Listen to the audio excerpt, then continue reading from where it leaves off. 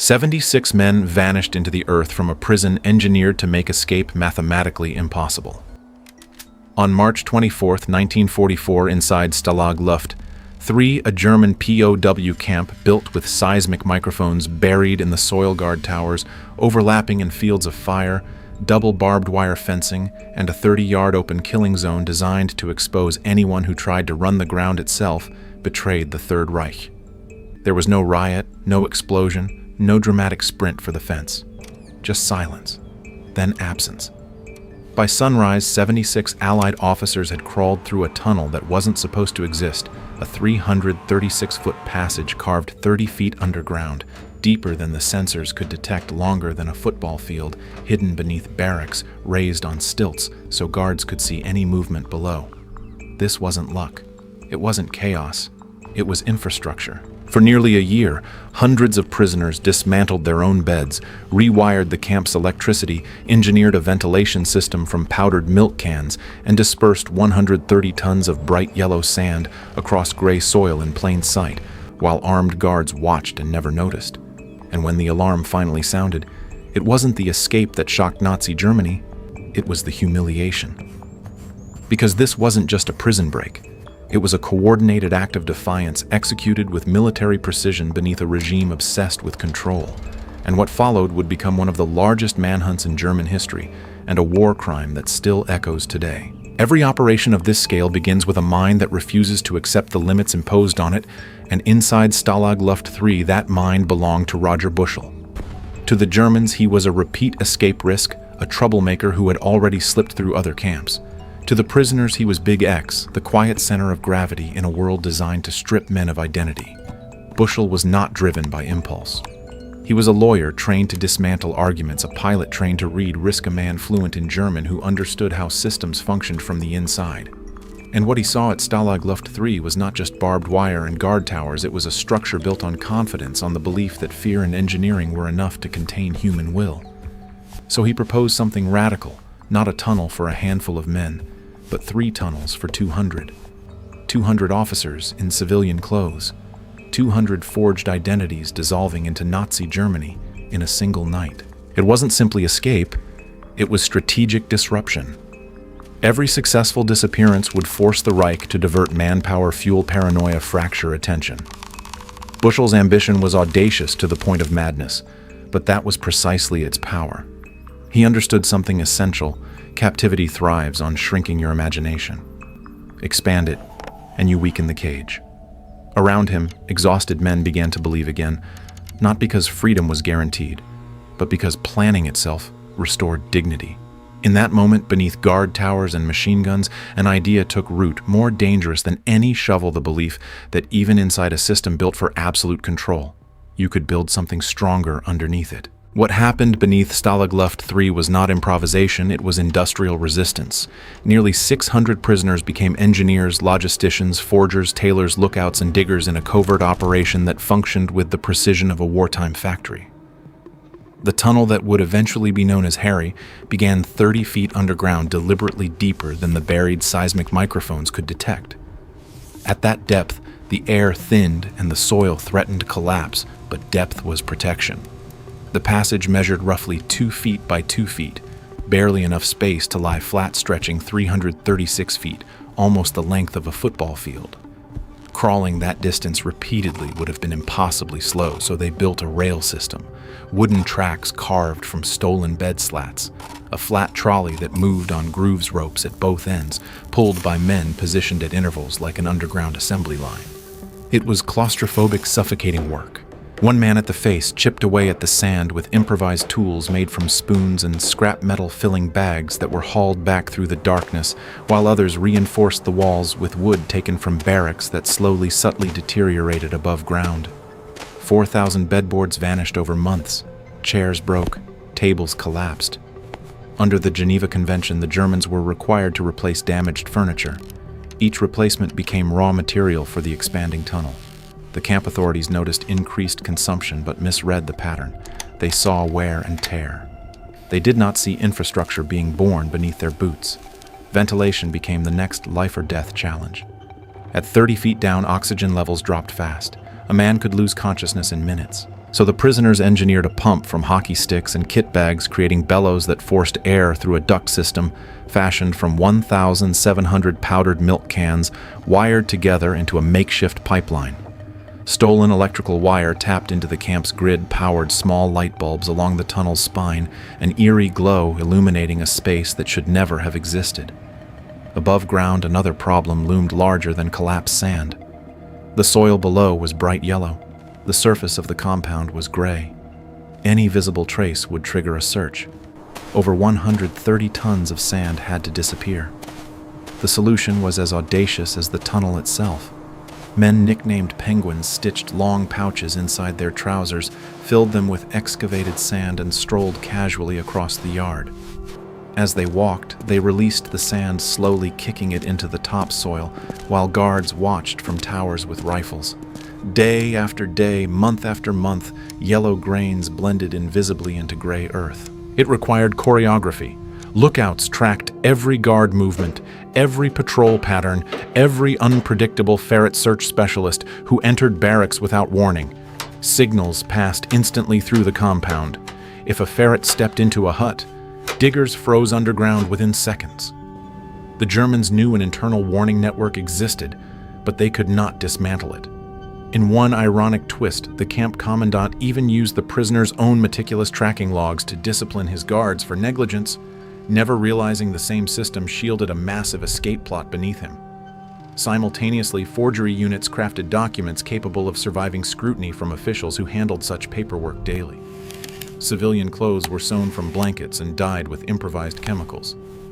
German currency was accumulated through bartered Red Cross goods. Maps were copied by hand. Compasses were magnetized needles set in melted phonograph records. Every element required patience, discipline, and silence.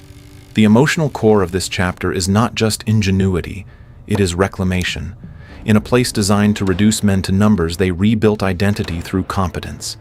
Each bed slat removed was an act of defiance. Each milk can repurposed was proof that the system feeding them was also unknowingly funding its own humiliation.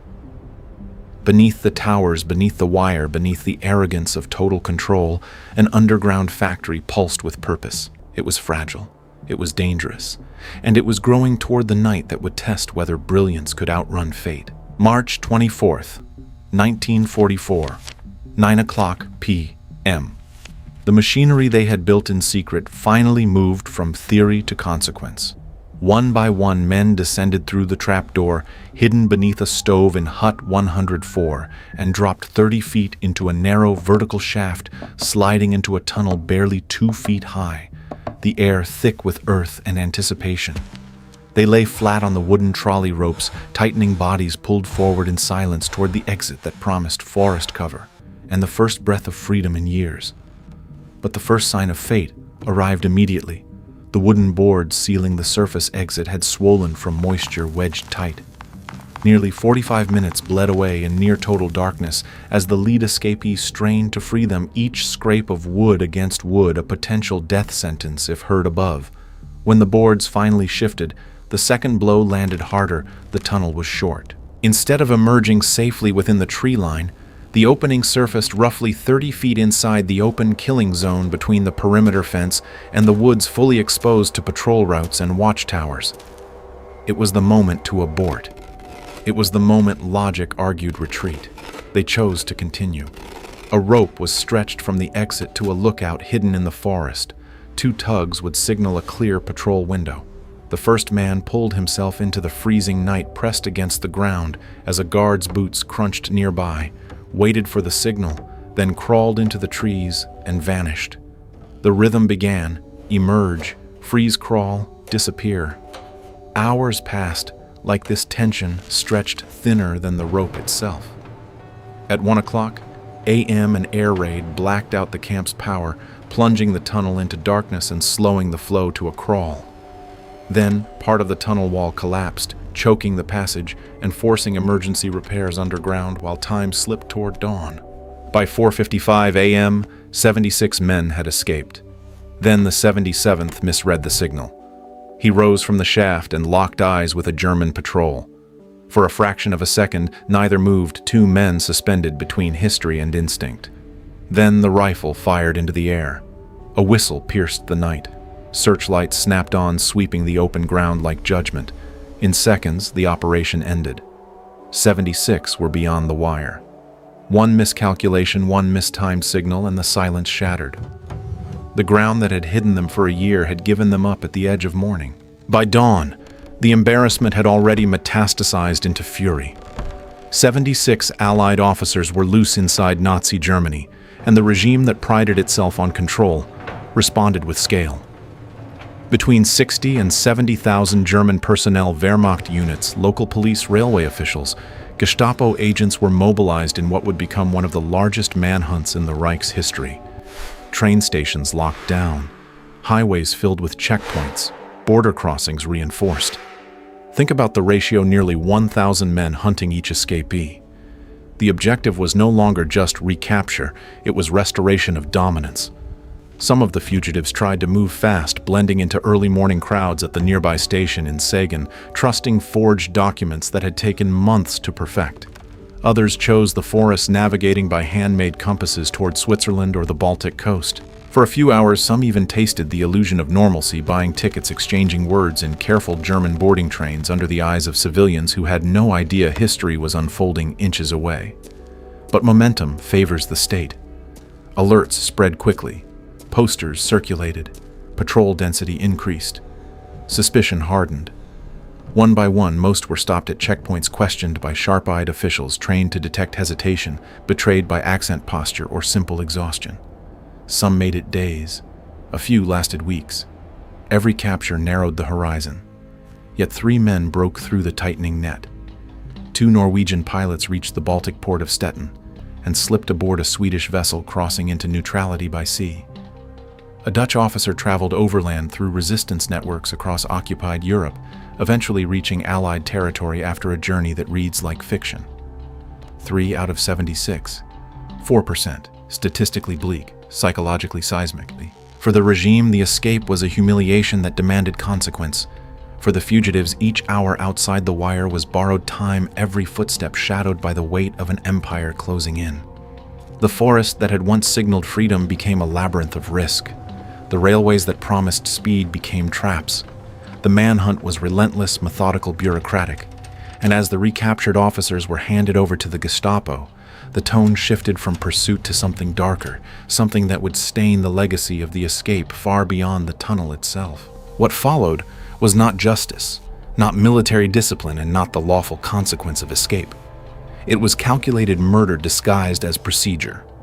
73 of the recaptured officers were handed over to the Gestapo, and then, without formal charges or transparent documentation, 50 of them began to disappear. No official transfer orders, no court-martial, no written sentences. Instead, small groups were told they were being returned to camp. They were placed in vehicles driven along quiet rural roads through landscapes that must have looked deceptively ordinary: fields, trees, the illusion of routine. At some point, the vehicle would stop. The prisoner would be asked to step out, often under the pretense of relieving himself. Hands were cuffed, backs were turned. A shot was fired at close range into the base of the skull. Bodies fell into ditches beside the road.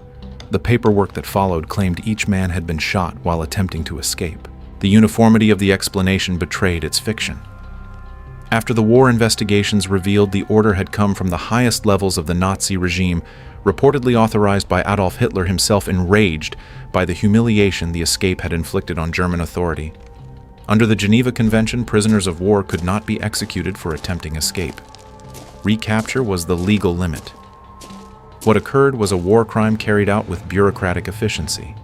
Among the 50 murdered was Roger Bushel, the architect of the operation, shot on a roadside after orchestrating a year-long act of defiance. When the urns arrived back at the camp, each containing ashes and a sterile death certificate, the message was clear: escape would no longer be treated as a game of cat and mouse.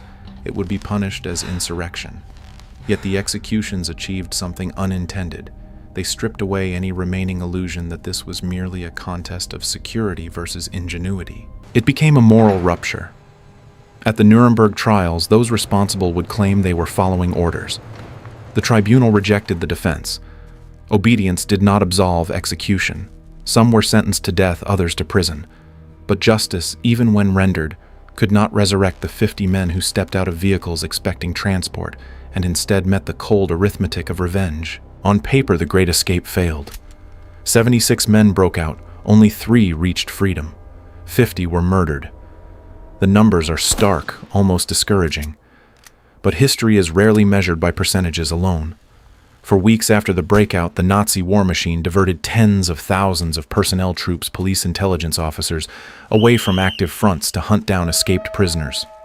Resources were consumed, attention fractured. Control, the regime's most prized illusion, had been publicly punctured. Inside prisoner of war camps across occupied Europe, the message intended as a warning, escape will be punished with death, produced the opposite effect. It clarified the stakes. The men who remained at Stalag Luft 3 did not retreat into fear. They quietly began planning again. Because the tunnel had never been only about geography. It was about agency. In a system designed to reduce individuals to compliance, they engineered purpose. They built rail lines under tyranny. They forged documents under surveillance. They reclaimed competence in a place built to erase it. That is the enduring legacy, not the 3 who made it home, but the hundreds who proved that even inside a fortress of total control, imagination could still excavate possibility, and dignity could survive 30 feet underground. The Great Escape is not just a World War II story, it's a reminder of what happens when systems grow arrogant and believe control is absolute. Stalag Luft 3 was engineered with sensors, guns, procedures, and certainty. It still failed. Not because the guards were careless, but because they underestimated human will. That lesson resonates far beyond 1944. Institutions, governments, corporations, any structure that relies solely on control without respecting human dignity, eventually faces resistance from within. The men who dug that tunnel weren't reckless. They were reclaiming agency in a world designed to strip it away. For an American audience, the message is clear. Freedom isn't preserved by comfort, and resilience isn't built in easy seasons. It's forged under pressure, in small acts of refusal that compound over time. If this story moved you, challenged you, or made you think differently about courage and consequence, take a moment to like, share, and subscribe. Because stories like this deserve to be remembered and examined.